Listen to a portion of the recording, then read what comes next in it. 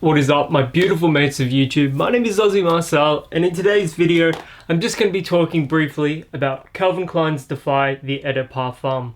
But before we talk about the fragrance, if you like the content I make here on YouTube, please consider hitting that big red subscribe button down below, subscribing to the channel, and also if you like the video, give it a thumbs up, give it a thumbs down if you dislike it, and let's talk about some fragrances.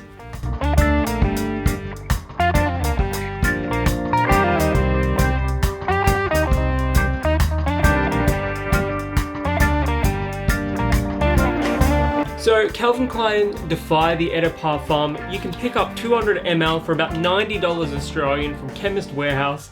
At that price, it is pretty good value for what you're getting. I mean, 200 ml of fragrance or 6.7 fluid ounces, you're never going to use it all. Unless it's the only fragrance you own, 200 ml is going to last you for a significant amount of time. So just that alone, it's a pretty solid value. Calvin Klein are one of the few brands that actually offer 200 ml of fragrance for most of their lines, like CK1, CKB, although those are about half the price of CK Defy the Eau De Parfum. The packaging itself is quite attractive.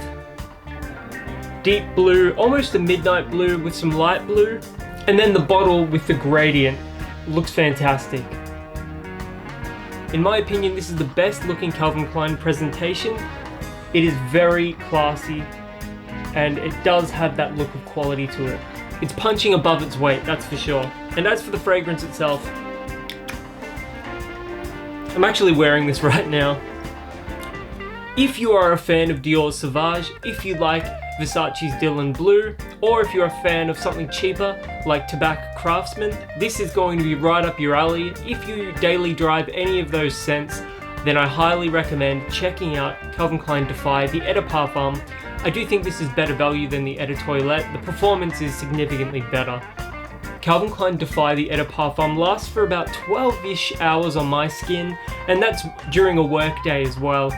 I have read online that it doesn't perform quite so well on some other people, so just try it on your skin first before you commit to buying it if value and performance is really important to you. But from my experiences, the performance is quite impressive for the price. The fragrance itself, it's got that subtle incense note similar to Versace Dylan Blue. It does have that amber and ambroxan punch that Dior Sauvage has.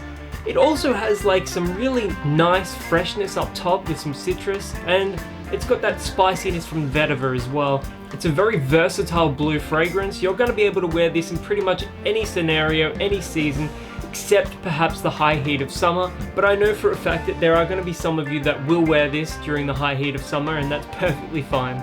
For what you're paying for, Calvin Klein Defy Eau De Parfum is pretty good value. It gets a high rating from me. If I had to give it anything, it would probably be an 8.5 out of 10. 200 ml of fragrance for less than $100 Australian. That's solid value right there on its own. And the fact that this is something that people are going to love to smell on you. It's very good for compliments. It's going to impress people, and it takes the best elements of both Dior Sauvage and Versace Dylan Blue and sort of rolls them into one fragrance with perhaps a touch more freshness up top. And as it dries down, you've got more of those subtle incense smoky nuances as well. It's a great fragrance. You will get compliments for this, and for the price, it's a very good buy. So those are just some thoughts on Calvin Klein Defy the Eau De Parfum. If you've ever worn this one before, let me know in the comments below. I can't wait to hear what you guys have to say. And until the next video, my name is Aussie Marcel, and I'll catch you guys around.